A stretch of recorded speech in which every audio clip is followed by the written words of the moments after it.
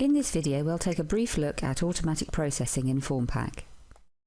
In automatic processing you can immediately trigger assessment tasks such as property calculation, revise documents, determine documents required or calculate composition costs. If I click Start, these processes will begin. More usually you would want to set up a schedule to set times and days when these processes should automatically start. Click Schedule to add a new scheduled task or modify an existing one. To add a scheduled task, enter a name for your task. So for example, you may want to choose Daily Task. Then select which processes you want to run. Property calculation will calculate properties for all raw materials and formulations based on changes which have been made to regulatory information and compositions.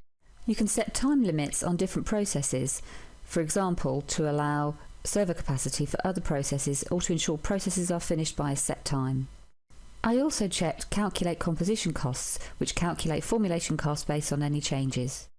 Next, I need to indicate how often I expect my scheduled tasks to be run, so every 1 week, Monday, Tuesday, Wednesday, Thursday and Friday, plus also the time I expect it to start.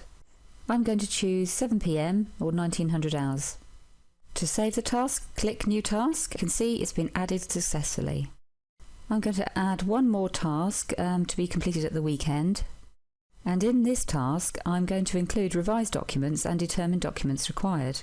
Revised documents looks at documents such as safety data sheets, performs an assessment and produces an updated document, a new version, if required. Determine documents required reviews where revised documents need to be sent and compiles them appropriately. I've added some details for my weekend task and scheduled it to begin on Saturday at midday.